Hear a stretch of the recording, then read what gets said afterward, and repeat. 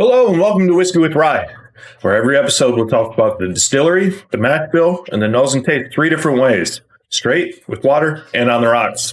This week, we're with Laphroaig 10. So, Laphroaig is out of the Laphroaig distillery. Surprise. And they have a really cool thing when you buy a bottle. You actually get a square foot lease of land. They will take you to visit. If you go and visit the distillery in the island of Islay, island of Islay, in the Western Isles of Scotland. Islay. Islas are going to be your typical smoky scotches that you think of, really, when you think of Scotch, like the stereotypical scotches. Oh, it's so smoky. Laphroaig definitely fits that bill, and it's going to appear here, Wakanda forever. So it is a single malt, which means that it is 100% malted barley. So that's the mash bill. There's only one grain. It's 100% malt. They don't tell you what specifically they age it in, but it's probably used bourbon barrels. And it is 10 years old. I use this to introduce a good friend of mine to Scotch, and he now enjoys and drinks Scotch. So take that for what it is, but it's good stuff. All right, so we are going to jump in. Yeah. I'm ready for it.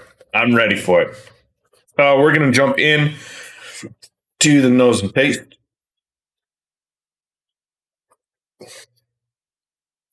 No, Lago, you don't get any of this. You get an ice cube when we're ready for the ice. Was that too much? Probably. Oh well. So like I said, single malt, Scotch. It is peated. It is going to have that smoke aspect to it. There already. So cheers. Well, nose cheers. I'm a little stuffy this morning, so maybe a little more difficult. But I mean, immediately you're just ambushed by the smoke. And it's, what's the best way to, there are different kinds of smoke smells in Scotch and whiskey. So it's not a meaty smoke. It's like the smoke after you've put out a campfire. It's not during, it's after, is how I would describe it. With a little bit of iodine medical rubber latex in the background. That just kind of rounds out the smoke. Man.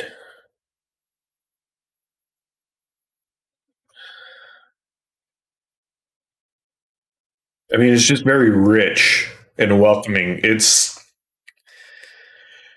bonfire in the backyard or on the beach by the ocean, because there is a little bit of salt that you can pick up, like salt water.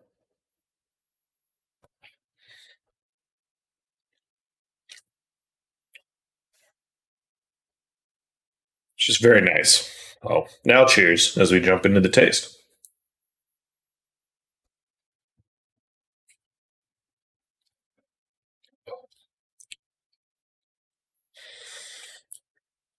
Now, make no mistake about it. That smoke is there in the taste as well. It will always be there.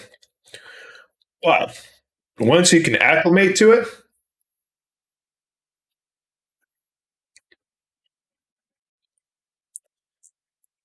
it, there's a whole nother richness there. Now, the smoke is very similar to what's on the nose. It's that post-campfire smoke, almost the smoke that clings to your clothes. Like after you get home and you're away from the fire, you get home and just that smell is still there. That's kind of what it tastes like, which is just for me a very comforting smell, a welcoming smell, really. But behind it, you get into the malt notes, the malt sweetness that lies behind and under the smoke, a little bit of a chocolatiness. Yeah,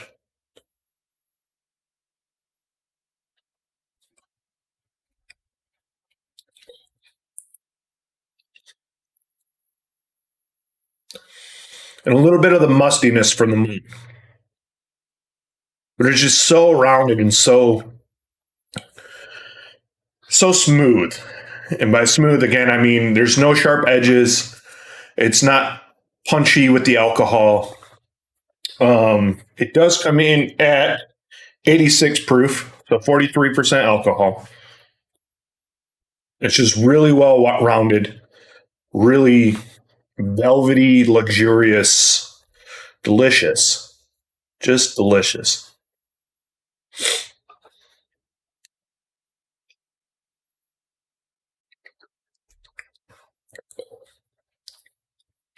All the way through. Just front to back, steady, flavorful. If you like those flavors, if you don't like smoke, if you don't like peated scotch, you probably won't like this one. But if you're interested in it, this was my first foray, whichever place Dev put it. This was my first foray into really into peated scotches, and I went big. So I'm either going to love it or I'm not. Let's find out real quick. I love it. I found that my buying habits since trying this are leaning more towards scotch. And next week's episode will be Ardbeg 10, which will be an interesting comparison.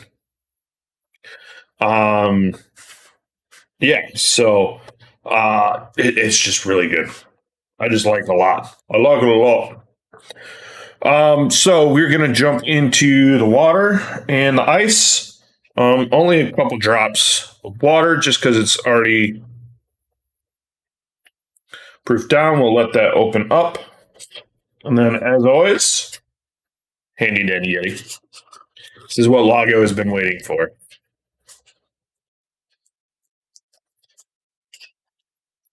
And just because I did give myself a pretty full pour, I'm going to drop two in. There we go. Happy puppy now. All right, so into the water.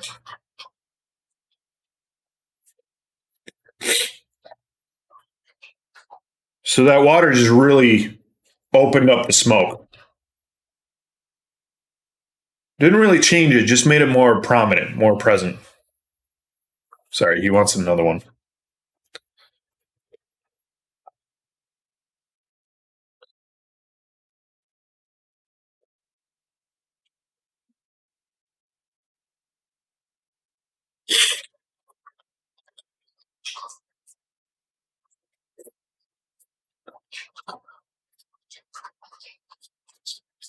Maybe a little bit of cinnamon now underneath that smoke.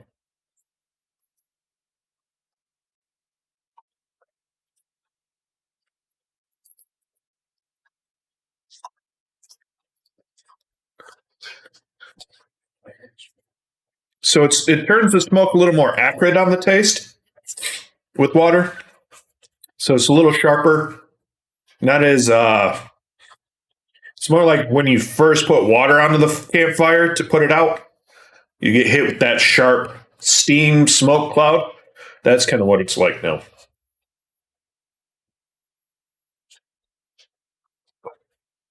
Did you eat those already? Jeez, bud.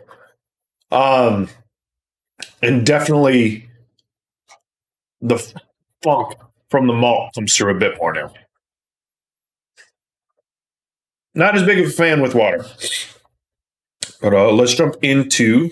So I'm going to take a sip of water real quick.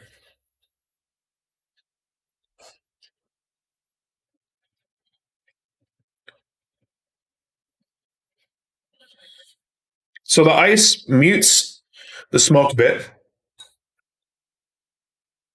as I put my thinking eyebrow down, or try to. And a little bit of the butterscotchy caramel sweetness comes through. So it's a little bit sweeter on the nose.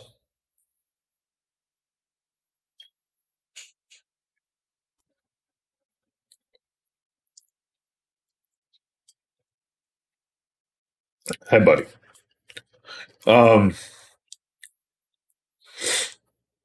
The ice really does bring out the sweetness in the taste as well. So you do have more of that caramel butterscotch, but it's smoky caramel butterscotch, which I enjoy. I like the combination.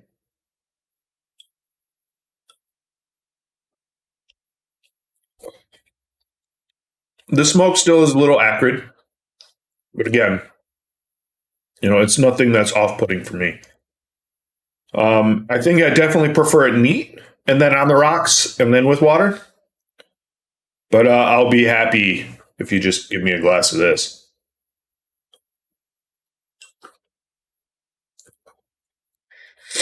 You get a little more of the what I would consider barrel spice with the water in the rocks. Just a little pepperiness, just barrel wood spice that you would get from bourbons and stuff like that. It does make a little bit of an appearance here.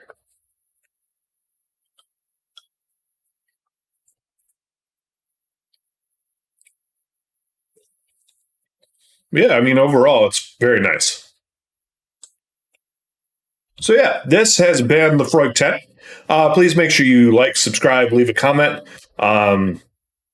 And we will see you next week with Ardbeg 10. So until then, cheers.